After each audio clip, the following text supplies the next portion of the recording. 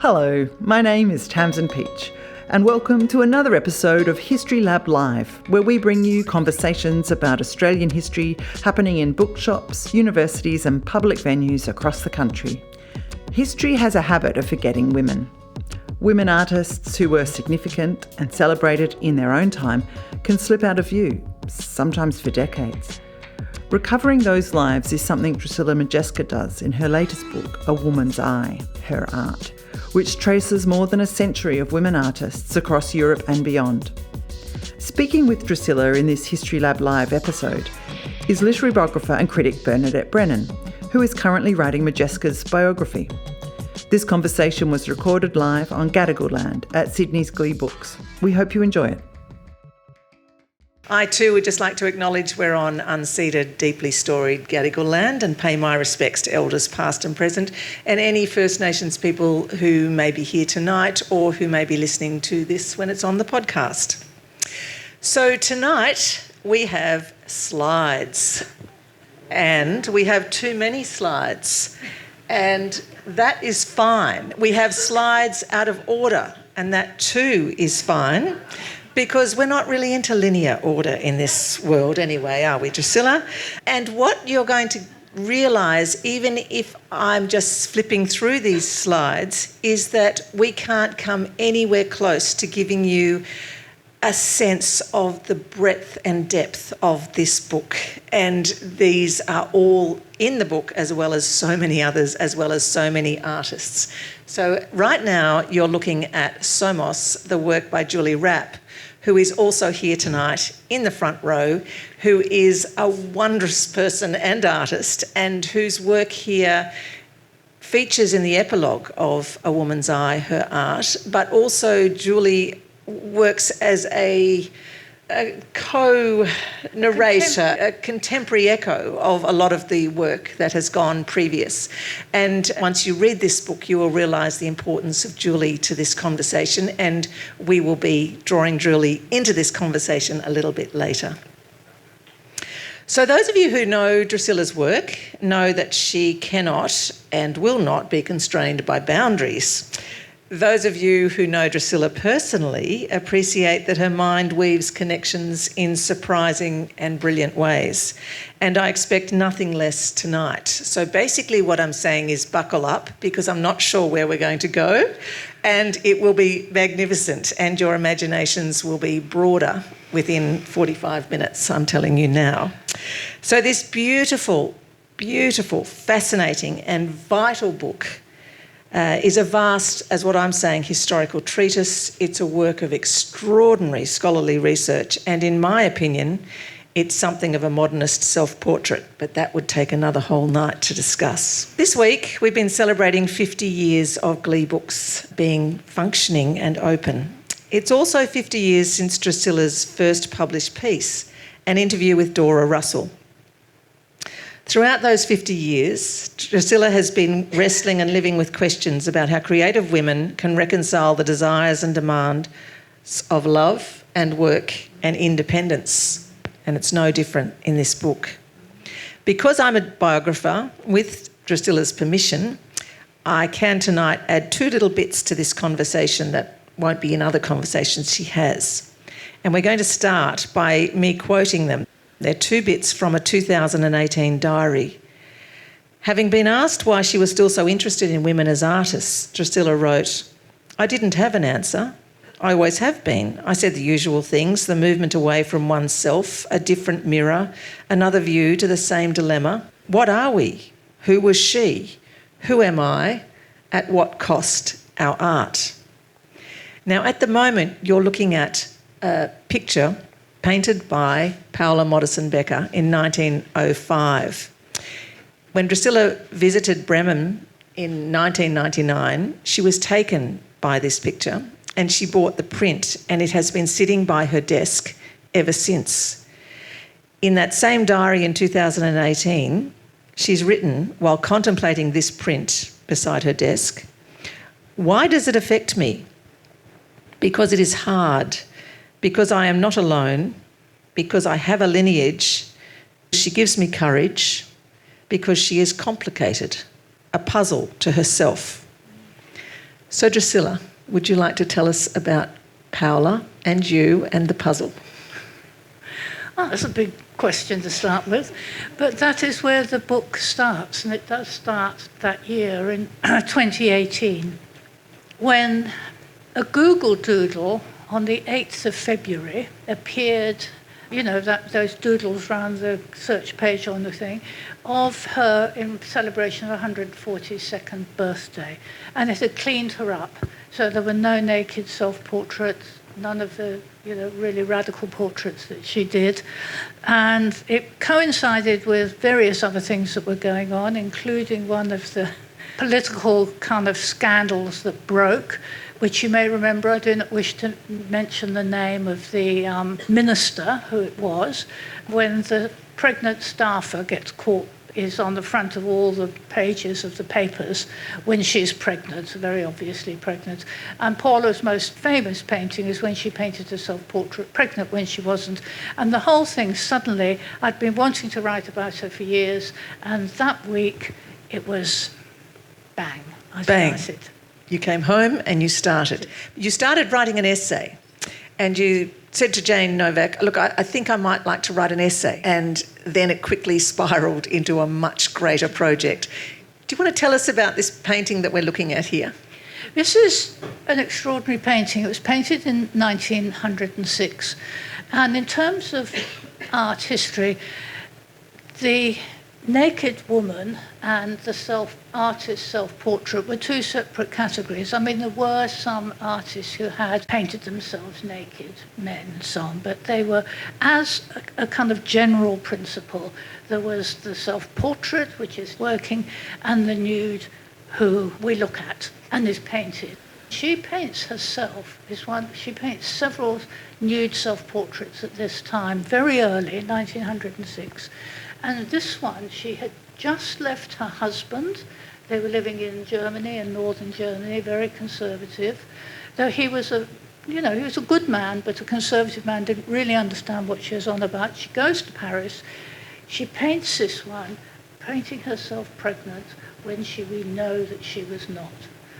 And it's been talked about for many decades, hasn't it? And there've been everything. Even the suggestion that she wasn't pregnant at all, she was just doing her stomach as it was because she was German, she'd eaten too many potatoes. But I think that I agree with the kind of general consensus. It is a picture about the two forms of fecundity that women can create, both in body and in art and in mind. But it was a painting that was not seen really publicly or even by some of her closest friends until after her death. And the awful story. Yeah, shall we go to her death? We weren't going to straight away, but we can. Do you want to go there? We can put off No, her we death. can go there till after her death because it is important. I'll just bring up the next slide, but we'll talk about that in a moment. Well, a year later, she does have to go back to Otto Modersohn, her husband, and she goes back to Germany. And she cannot make a living. She cannot exhibit, she cannot make a living. She can't enter the kind of ecosystem, what I call the ecosystem of art, as a woman at that time. Even though and she also did want a child. And this is another very radical painting from that same year, 1906. I've diverted off. Yeah, no, good. Let's go there. Let's definitely go here. And again, the mother and child in art history is basically the sort of premise of it, is the Madonna who is upright and holding a child with at most one breast to feed the child visible.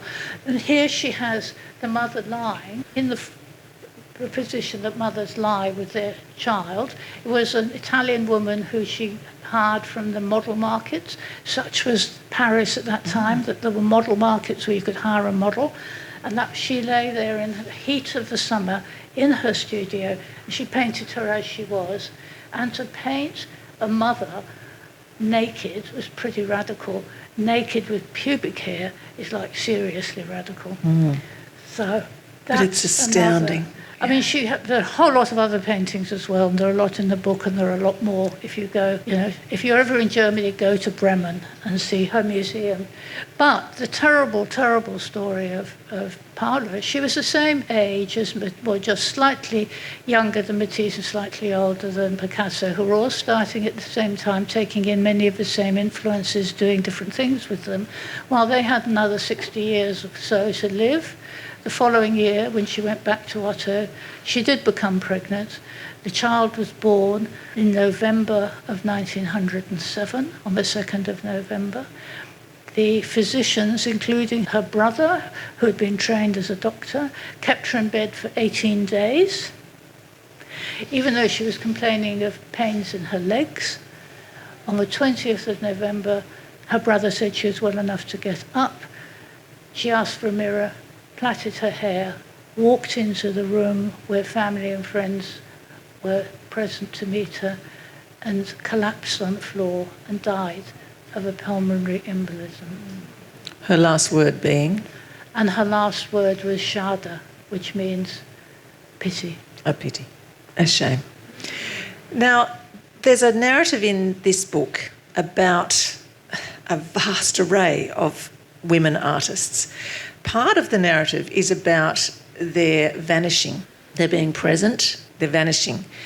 Paula Modjeska was not known so much in her short life, although she was very close to Rilke, who actually understood her painting eventually. Sort of. And another group of people that we will get to talk about. A number of the people in the book were known in their lives, but all of them then vanished. Did you want to talk a little bit about why that interested you and what's that importance? This is why this book is so important? Well, Paula's interesting because she was really unknown. I mean, very, very, very little known when she died. And when Otto and her friends went and opened her studio the beginning of the following year, they were shocked and surprised, shocked in a wonderful way at the painting she had done. They had no idea what she was doing. She actually did come back into view in the 20s. So, the 20s and 30s, there was a massive shift after the First World War. So she did come back into view in Germany for that little bit of time. But one of the things that, so interested me is that the women who were being born around the time Paula died, that next generation, they were the next sort of extraordinary generation of women. And I became particularly interested in the ones who were photographers, because with the camera in the 20s, by the mid to late 20s, you could earn a living. So a lot of the women who actually did their own art could earn a living in fashion photography, advertising, and magazines. And I think one of the reasons I was so interested in this generation is I was born straight after the war, as were, many other people here, including my good friend Julie Rrap, the artist who becomes like the kind of sort of contemporary echo. We were born in the 50s, which is a time at which these women who had been so visible in the 20s and 30s, hugely visible, vanish.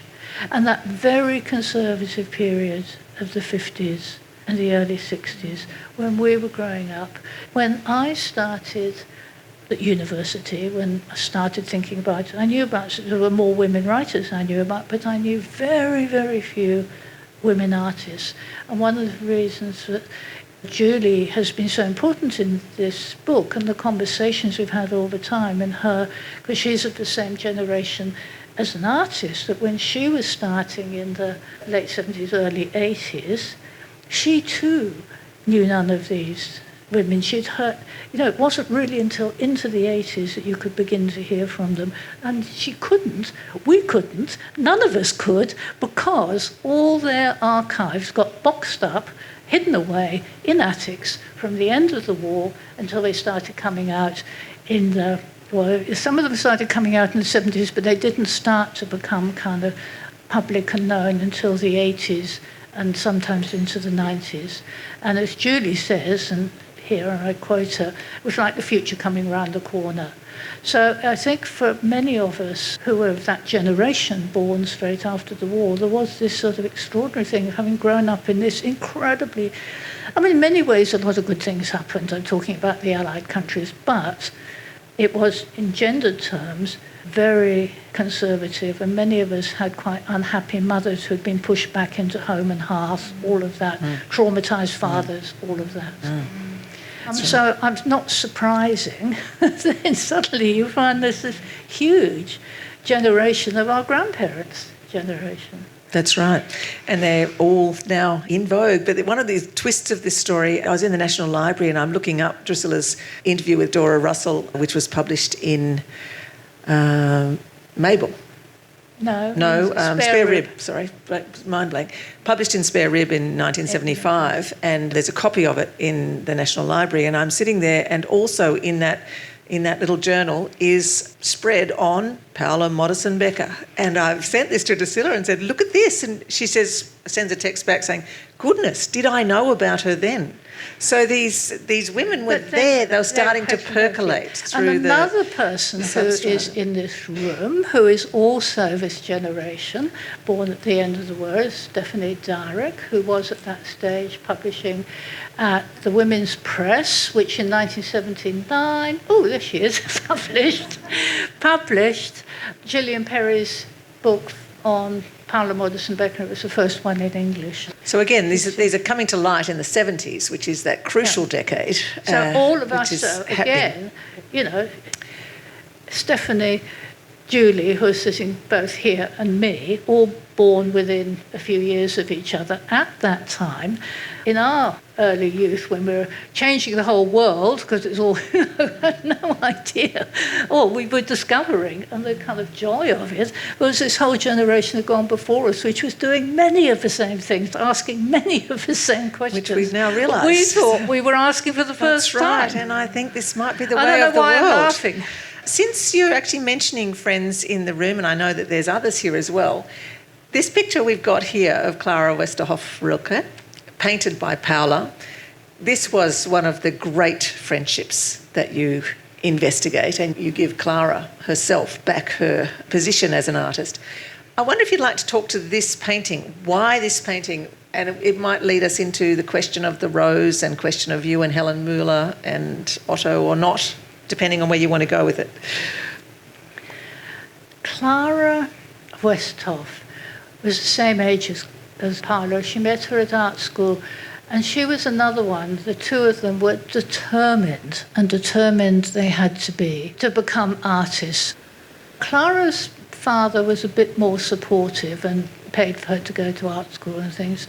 Paula's father and her mother really loved her. Her father called her his diamond, but they worried terribly and said that she had to do the governess exam, she had to learn housekeeping, because otherwise, her life would be ruined. She could not support herself as an artist. She just couldn't do it. It was just a sort of a crazy wish.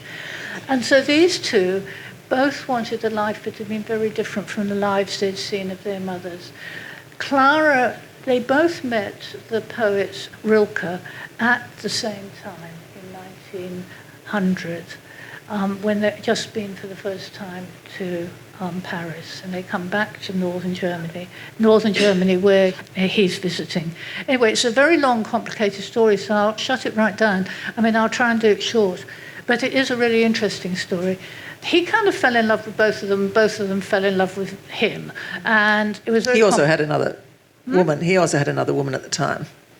He was what? Rilke. He also had another woman at the time, but he was in love with both of those. Yes, the other one had more or less ended. She's sort of going, okay. Anyway, Clara marries him, and Paula marries Otto Modjeska, who's an artist, much more conservative, but much more earning some money, unlike Rilke at that stage, and able to support studios. So she was sort of being pragmatic. And Clara marries Rilke, is very, very quickly pregnant. The marriage can't survive the situation they're both in, which is what Rilke needs, how he sees his career as the poet, And when she's with him, she has to leave a child behind. Anyway, it's a very complicated story. In 1905, she comes back to Worpswede and realizes that the marriage to Rilke has to end. And at the same time that Paula's realizing she has to leave Otto. And they're able to talk, and we can find out from their letters and the things they say and what Paula wrote in her journal, from these two and this friendship, what they'd both been through. And it had really pushed their relationship apart for several years, and had been very, very painful for Paula, because Clara was the only person she could talk to. And in 1905, they were each figuring out how they could leave their marriages. In fact, the marriage with Rilke went on for another 7 years, and how Paula could get to Paris. She painted this portrait of Clara while the child played on the floor around them, that she was united again with the child that couldn't be with her when she was with Rilke. And it is just an extraordinary painting. She gave it to Clara, and then Clara put it into the Hamburg gallery, the Kunsthalle, and when you walk into that gallery, it kind of whoomped off the wall at you. And it was always seen as the failed wife, the woman who was being destroyed by the marriage. But recently, and I certainly, and the curator who we saw this with when I was in Hamburg in 2019, see it is also of her looking forward to the future. The woman who's kind of knows the shock of it, knows the pain of it, but is actually going to go forward. And she holds the rose, which is also a symbol that's so used by Rilke, and yet Paula makes it her own and things. It's much more complicated than that, but there's quite a lot. And you'll discover that when you read the book. But even in that short explanation that Drusilla's given, she reads these paintings and she reads the photographs with, where are the women looking? And is it away from you? Is it towards you? Are you looking at them? Are they subject, object? What is happening with vision? Where is the eye going? Is it about the future? Is it about history? Is it about themselves? All these sorts of things. And they're woven in magnificently. I cannot express what a brilliant collage this book is. You move from one artist to the next, you move from times, you come back. Often Drusilla's saying, well, we'll meet her again in 1937 when we get to Paris, and just wait and we'll come back to her. And she does. Very nice of you, and it works brilliantly. But here we have a picture of, when I first read this, I think in manuscript form, Drusilla said something about, she wants people to become Cahoonians. This is Claude Cahun. Well, by the time I'd finished the first bit of Claude Cahun, I was rapt, saying totally. Tell us a little bit about Claude and who we have here as Claude here. Well, this is an indication of how radical the changes were that came with the First World War. So Claude Cahun was born Lucy Schwab in Nantes in France, and she was born in 1894, I think, or 1896, anyway, in the mid-1890s. And so she was just coming of age, during the war and as the war ended. And her mother, who had been rather unhappily married into this very intellectual Jewish family, her mother was not Jewish, had been in a lunatic asylum and could be divorced on the grounds of her madness by her father. And her father was pretty sure that Lucy Schwab was also mad, but fortunately she fell very in love with a daughter of family friends, and the father was a professor of medicine, and he said, no, there's no need to put her in an asylum. Trust her to Suzanne, and she will hold her steady. And then that father died, and Lucy's father marries Suzanne's mother, so they become stepsisters. So their relationship, instead of having to be concealed in case it proved everybody's madness, could be lived in plain sight as stepsisters. And furthermore, as it had been approved by the parents and by her father in particular, he had to provide them the money for them to live independently in Paris. And they changed their names. She changed her name to Claude Cahun. Suzanne Malherbe changed hers to Marcel Moore. I've explained. We'll explain all of that why in the book. Did you want to talk to this picture, or do we go straight on to... I'll just say, so she was one of the first of the Surrealist women. So after the war, Surrealism comes, led by André Breton, and it's like everything, this war has shown how hypocritical, how deranged, how debased, how out of touch, how everything is, and everything has to be remade.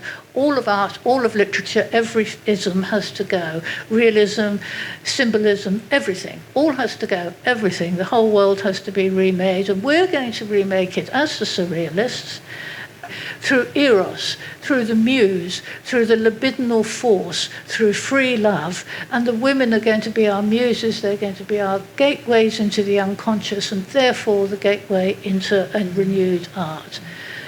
Claude Cahun was a surrealist, but she was also part of the queer avant-garde, of the young men who had seen the really sort of horrors of the trenches, and they were doing it all rather differently. And her is, okay, we're going to pull down the old ways. We're going to expose the masquerade of femininity. We're going to lift the weights of all that has gone before. And I just love this one. So there she is with her little pursed lips and her curls.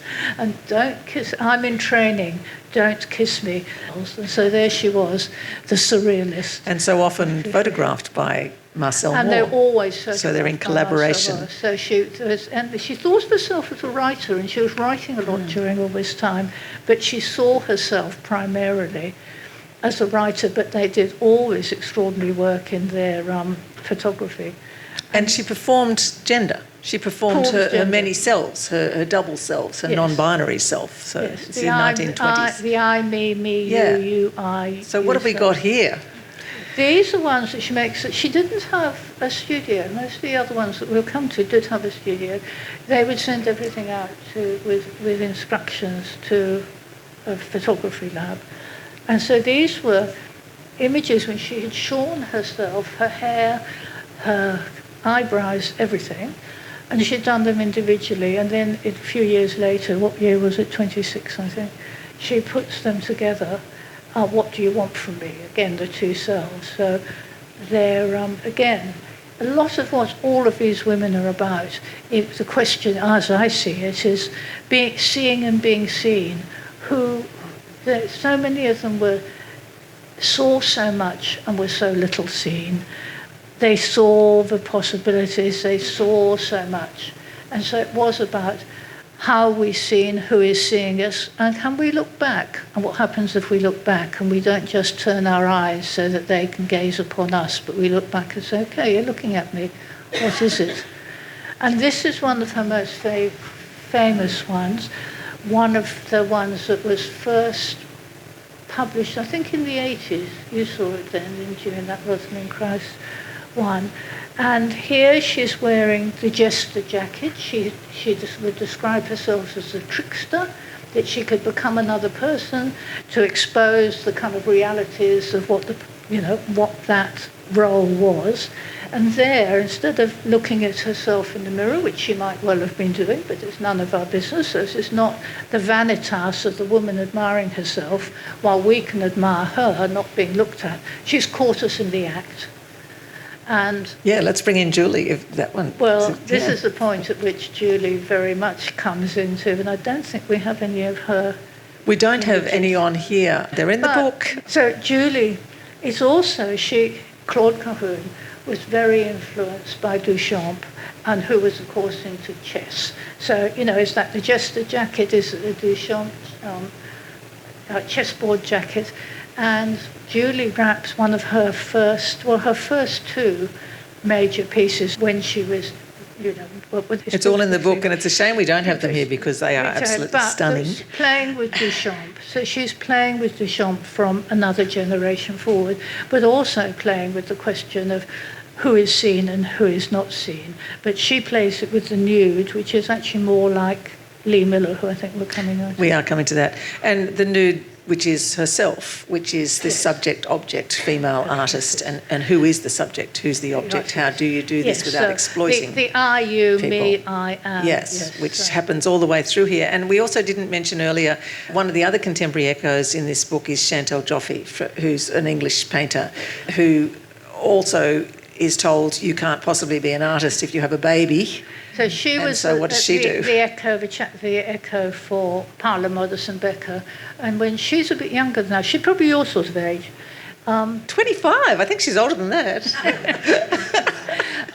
Chantal Joffe, she was at Glasgow Art School at the same time as Jenny Saville, and they were told, they were there in the late 80s, they were told categorically that if they had a pram in the hall and they had babies, there's absolutely no way they could continue painting.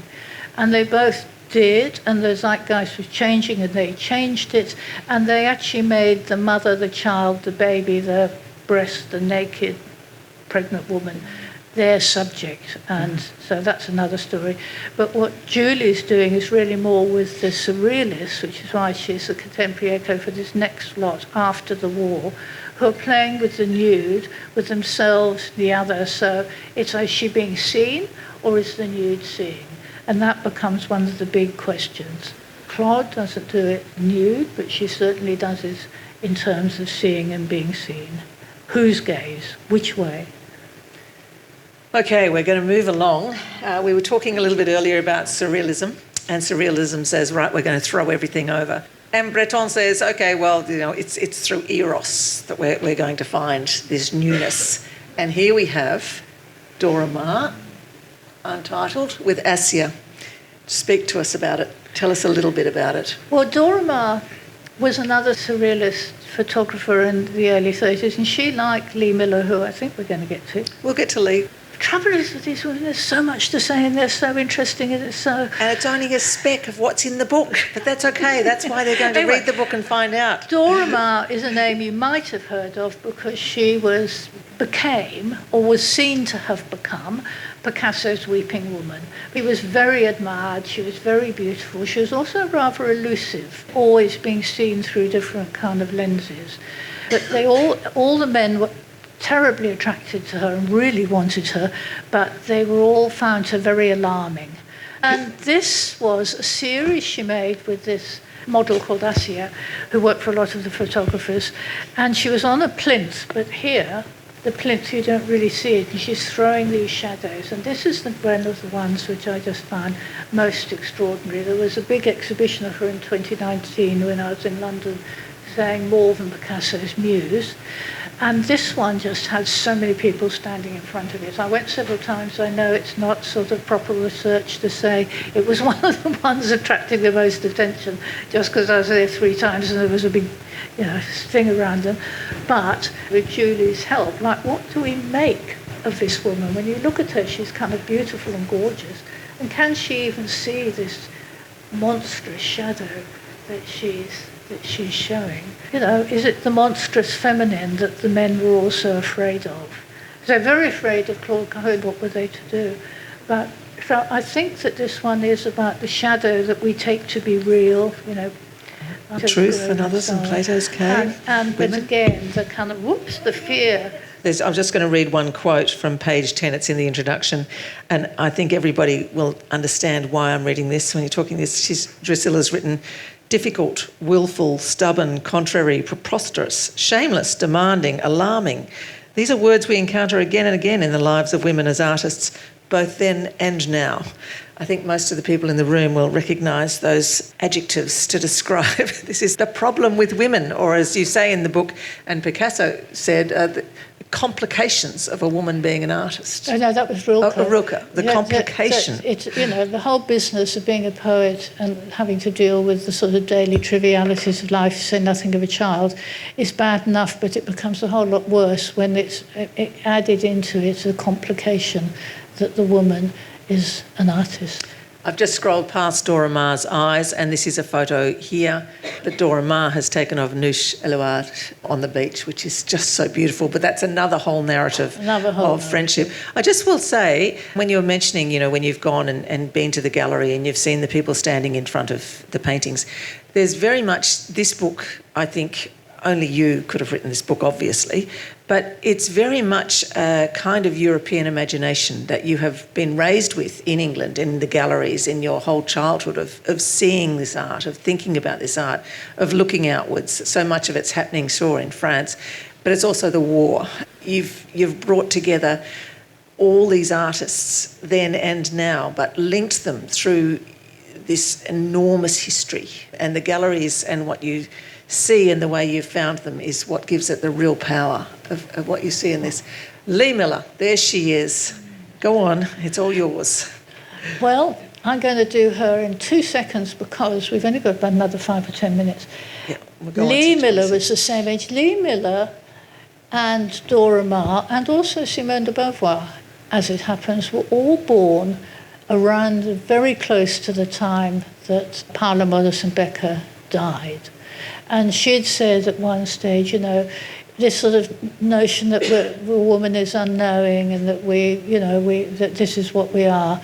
Is it born in us, or do we learn it? Is it learned? She said, our grandchildren will decide. Well, actually, it was her children's generation who were deciding. So Lee Miller began as a model for Vogue in 1927. When she was 20 years old, she was on the cover of Vogue. Quite an interesting story how that happened. She was determined to get on the other side of the camera, which she eventually did.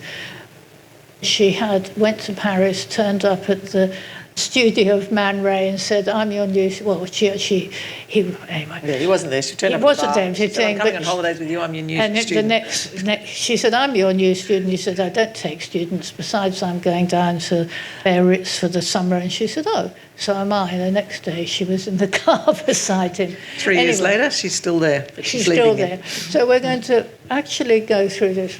I think we can't do it because what she does is she becomes a photographer and earns a living and then starts to do a lot with that seeing and being seen, turning back that gaze upon herself and on, making different kind of play with the news. And she eventually becomes, we're going to shoot through, she was a friend of Dora Maar's, friend of everybody. This is one of her kind of constructions of the woman being constrained by the men who say they're giving her freedom. So it's a woman inside a bell jar in the kind of way in which middle-class houses kept those bell jars that they kept stuffed animals and plants and things. Published in the year that Sylvia Plath was born, which I find fascinating. Yes. Yeah, 1927. We'll skip right ahead. Massive, massive, massive life, career, everything else. And friends of boom, Picasso, painted by Picasso, goes to Egypt. I mean, it's a huge career. And she becomes known as one of the kind of great surrealist artists. And as I say, all her work was boxed up in attics after the war and not found until after her death in 1977. But she became a war correspondent for Vogue, and that in itself is a really interesting question because the SHAEF, which was the Supreme Command Headquarters for the Allied Expeditionary Forces, is that right? Yes. Were very worried about letting women photographers, go to the war, women journalists, and journalists as well as photographers, because, what uniforms would they wear, where would they go to the lavatory, what would happen, and it took a lot of work on the behalf of people like Martha Gellhorn to get them accepted and able to go. And she was a war photographer for Vogue. She was working in London, with the Blitz and so on, and then after D-Day, finally SHAEF let them go, and she went into France, she went across France, she went into Germany, so she was in France in June, July of 1944. She's in Paris when it's liberated. Then at the beginning of January after 45, she goes into Germany and across Germany with the Allied troops as they go into Buchenwald, as they go into all these, they see all these people coming out of the prisons in Cologne. And finally, they get to Dachau on the evening of the 29th of April, just as the Allied armies are going into the concentration camp there. The next day, the 30th of April, they're the first journalist. She's travelling with Dave Sherman, who's the war correspondent photographer for Time, and they go in and they're the first ones, and it's a really, really, grueling day, as you can imagine, because it's just... It hasn't been cleaned up. Nothing has been cleaned up. When she went into Buchenwald, there had been about 9 or 10 days of cleaning up, nothing. That evening, they drive on down to Munich, and they're on a tip from somebody that Dave Sherman knew in one of the... Anyway, it doesn't matter. He had a tip from somebody in the army that they could stay at Hitler's headquarters in Munich, and they turn up there, and the captain who's in charge of it, the US Army's just taken over as a command centre that afternoon. And he says, sure, you can come in, but there's only one bedroom left for you to stay in, that's Hitler's, because everybody else has taken all the other beds, all the other rooms. So she and Dave go into Hitler's apartment, and this is Lee. I'm going to talk about this without looking at it. I fortunately know it very well. They set up this photo in Hitler's bath. This is Hitler's bath in his private apartment in the big block where he lived in Munich. We had all his offices and things there as well, his headquarters. And they take off his desk, they take that very kitschy little statue, which had been done by a Nazi sculptor, the icon of femininity sitting on one side of it, and they take the photo of Hitler off his desk, and that's on the side of the bath. Her uniform is on the chair. Her filthy boots from Dachau have made all that mud on that mess on the white bath mat. And Dave Sherman, who is Jewish, takes this photograph of Lee Miller, who is of German heritage. Her father's parents' family came over from Germany. So this is the most extraordinary photograph by a Jewish photographer of a woman of German heritage, very Aryan beauty with the blue eyes and the blonde hair, who represented everything that was considered degenerate by the Nazis.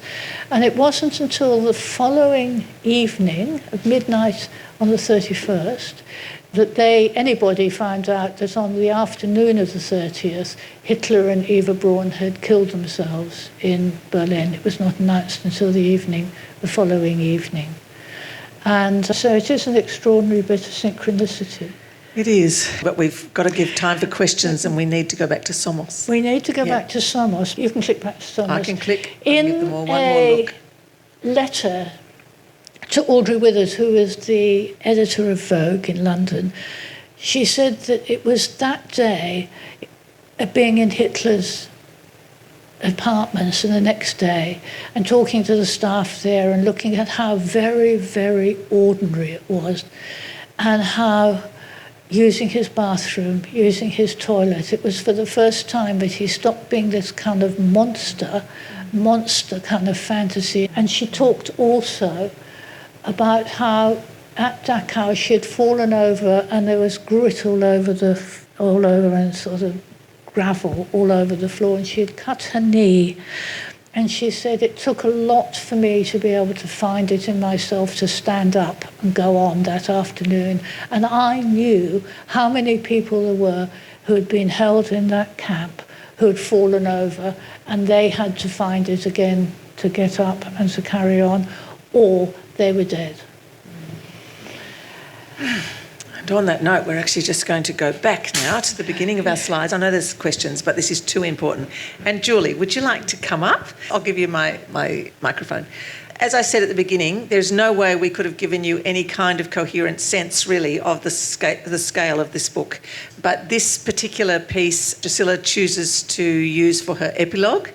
And as I said, Julie's an extremely important character and her work in this narrative. So who's going to talk to Somos? Well, you should both. Okay. Well, I'll start and then Julie can. Julie was making this last year, which was as I was finishing the book.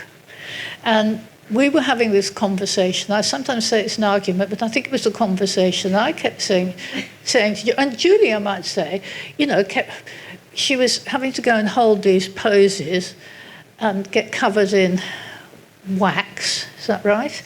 Silicone. So then for the mould to come for it to be. Anyway, I kept saying, she said, I'm going to call it standing on my own shoulders, Somos. And I kept saying, but Julie, we also stand on the shoulders of all those who came before. And she said, no, we have to stand on our own shoulders. So we go backwards and forwards like this for a while until we came to understand how both things are true at once, that part of what gives us the strength is to know the heritage, the lineage that we inherit, to know of the courage of those who went before. But it is also true that we have to find that courage in ourselves, to pick ourselves up when we've injured our knees, to keep on, to keep on. And that courage does have to come. And every single woman in this book shows us, and not only the women, many of the men had to do it too, you have to find it within oneself.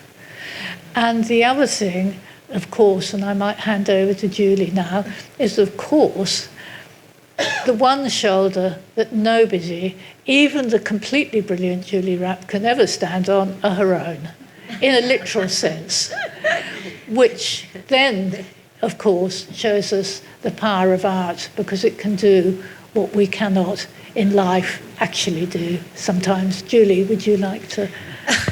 No, I was just thinking though, I mean, I had been trying to make this work for about 7 years, but by the time I did make it, I was 73.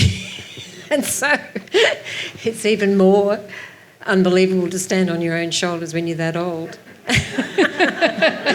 And what's funny when you look at I had stories back. I think actually Drusilla told me she went in a couple of times to look at it. And I don't think, there were people who were not drawn to it because it's not an idealised sort of body.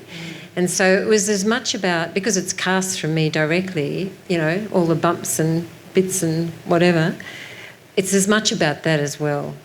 Because I think the nude and the history of art's often very idealised. So it's as much about, I make a comment that in that exhibition there was the first installation I ever made, Disclosures, where I was in my early 30s. And then it was the thing of younger women's bodies are almost overexposed, whether it's in art, media or whatever. And because that exhibition was about responding to that work from 1982, I thought, when you're young, you're sort of over-visible. And I thought, well, exactly the opposite happens when you're old as a female. You become invisible. And so I sort of wanted to play a game with that, I guess. I often say, there's bodies you want to look at and bodies you want to look away from. And so I was interested in challenging that with my older body standing on her own shoulders. So I guess when you see that sculpture, there's something very vulnerable about it because the body is older, but at the same time it's sort of quite cheeky and quite strong, because to stand on your own shoulders is hard to do. Oh, if only we had more time. I will ask you the questions, but just even in that comment from Julie, you've got vulnerability, resilience, cheekiness, strength. All these things come through in this book, and you haven't even got a glimpse of the power of Julie's work in that and how it feeds into this story. And okay. I want to thank her again, publicly, to say how really the conversation, the kind of what was made possible in this book by Julie and her generosity with using her images, plus a lot of various other people as well, and of course Chantal Joffé for the fall. Okay, There we go. There's another entire narrative we haven't even touched on in this book, and it's a very powerful political narrative. And again, anyone who's familiar with Drusilla's work will understand that the politics, real world politics, is never far from her imagination and her interest. And so you end with two, well, on the back we have Merit Oppenheim. Yes. But you also end, you give Claude Cahun the final message. And I'm wondering if you want to read Merit, and then we would finish with Claude's last words. Okay. I can more or less remember them. I may not get them quite right. But Claude, I might say, is an extraordinary story because during the war she was on Jersey, which was one of the Channel Islands that was occupied by the Nazis. She and Suzanne Marthelmore did this incredible resistance work. They invented a soldier with no name, who they put out all his sort of he was a soldier for the Germans, saying, look what's happening to us, look what we're doing, look what we're being duped into. And it took the equivalent of the Gestapo on the island about several years to figure out that these two spinster sisters, and they dressed like spinster sisters, could possibly be involved. They were finally condemned by a Nazi court to death and 6 years of servitude and 6 months of hard labour. And Claude had the guts. Can you imagine doing this? She didn't just think of it 3 weeks later in the middle of the night, oh, I should have said this. She came straight back to the judge and she said, which comes first, death or servitude? The answer was death. But actually, because it was so late in the war, they didn't die. And the two quotes I end with, one's from Merit Oppenheim, who says, if you're an artist, it's really hard to find the courage and the freedom to do all you do. If you're a woman artist, it's harder and it takes longer. And then the line is, no one will give you your freedom. You have to take it. And the line from Claude Cahun, who had also been very political and a socialist as well as a surrealist, and had been very, very much more involved in the politics because she understood what the sort of threat of fascism. Anyway, I end with a quote from her, which is saying, it is, and I think it's a really important one to think about, we must remember the fragility of our freedom and our integrity. Full stop. What are we going to do about it? And that's how the book ends, after a romp through generations of artists and countries and history. So if you could join me in thanking Drusilla. Thank you. So many people have made this book possible. You know, so many friends, so many conversations with so many people, but all the people we should never forget who run our galleries, who run our libraries, who run the foundations and do the research, who look after the archives, who conserve the paper that comes out of these boxes, 20 years after their death. None of this would be possible if we did not have this huge number of people working in our cultural industries. So indeed. Thank you to them. Yes. And also, I can also tell you that I've now read this book in manuscript, and I've now read the book twice, and I've listened to the audio, but I would suggest reading it because it's so dense with so much stuff. And I haven't even got close to mining it yet. So it's a big, beautiful book, but I can tell you that you will not regret having your own copy and being able to live through this book. Okay, off you go.